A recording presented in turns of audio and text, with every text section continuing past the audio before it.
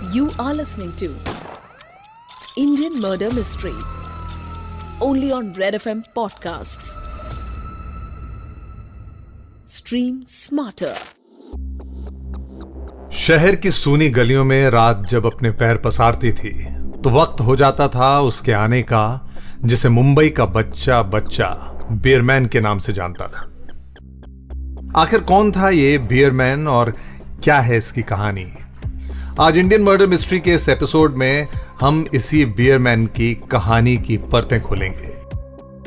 आपने serial killer, सन के हत्यारों की कई कहानियां सुनी होंगी, कई के बारे में आपने पढ़ा भी होगा, क्योंकि ऐसे हत्यारे अक्सर मीडिया, अपराध वाले जो नॉवेल्स होते हैं उनके लेखकों और बॉलीवुड के निर्माता, प्रोड्यूसर्स, डायरेक्टर्स के लिए एक खास किस्म का सब्जेक्ट, एक खास विषय होते हैं।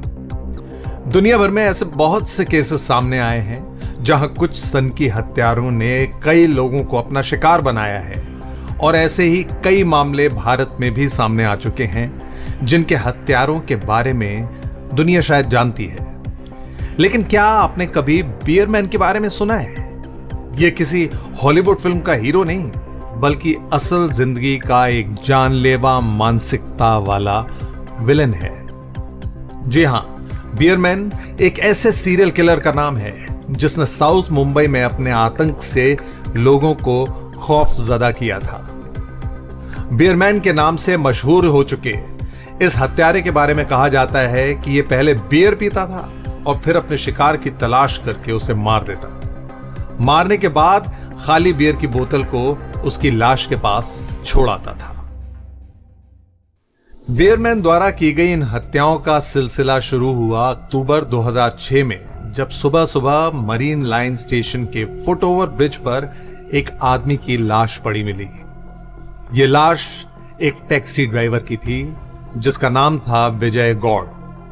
इसकी बड़ी ही बेरहमी से पीट पीट कर हत्या की गई थी।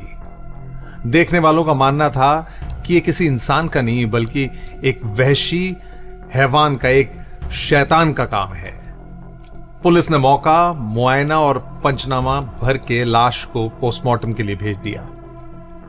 लाश के पास बियर की एक खाली बोतल मिली थी जिसे फोरेंसिक जांच के लिए भिजवा दिया गया। पहली बार देखने से, या ये कहिए प्रथम दृष्टया, ये आपसी रंजिश में हुआ कत्ल लग रहा था, जिसमें दो लोगों ने मिलकर बियर पी और उसके बाद किसी झगड़े वगैरह को लेकर एक दूसरे की जान ले ली होगी। तफ्तीश भी हुई और जांच भी, लेकिन कुल मिलाकर इन सब का कोई परिणाम नहीं निकला, क्योंकि बियर बोतल पर मिले फिंगरप्रिंट्स पुलिस रिकॉर्ड में कहीं मौजूद नहीं थे। और यही कारण रहा कि इस मर्डर केस की फाइल कहीं दब के रह गई।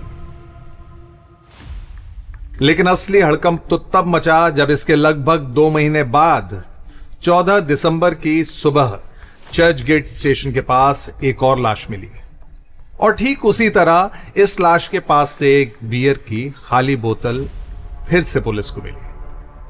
पुलिस ने पिछली हत्या की जांच से इस कत्ल के डिटेल्स का भी मिलान किया और उनका शक एकदम सही निकला।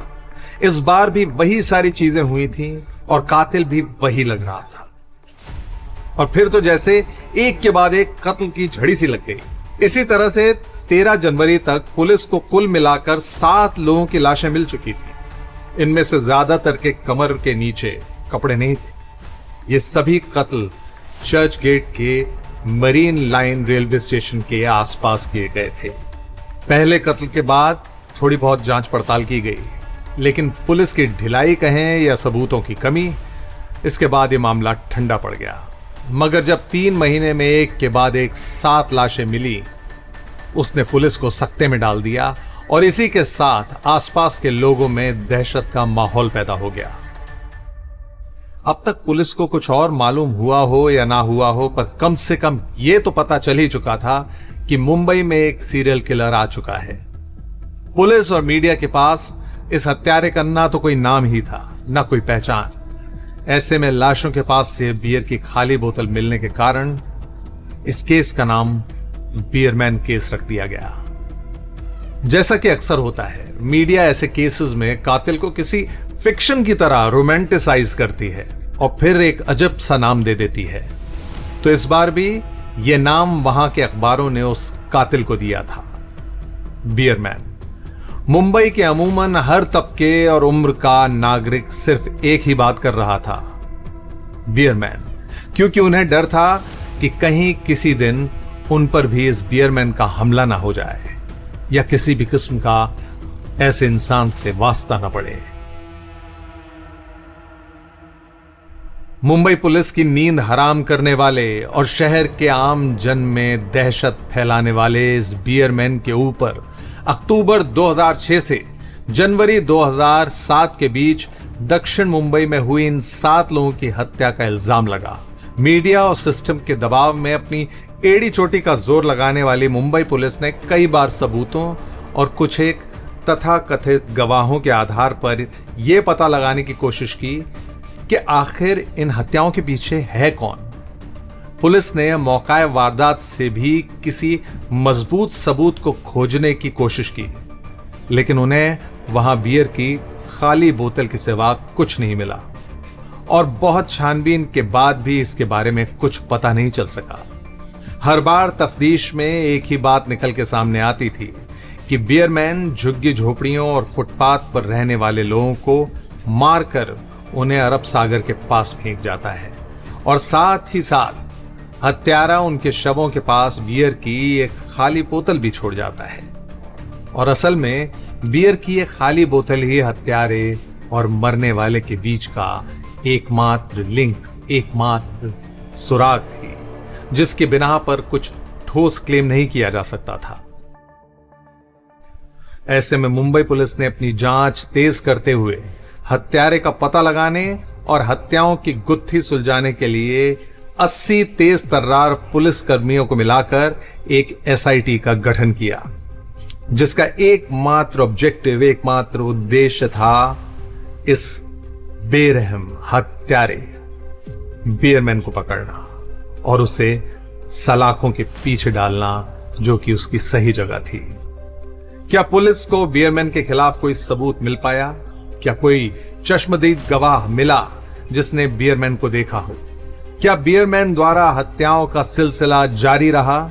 क्या कभी यह बियरमैन पकड़ा भी जा सका? ये और ऐसे और भी कई सवालों के जवाब लेकर मैं आपसे मिलूंगा इंडियन मर्डर मिस्ट्री के अगले एपिसोड में।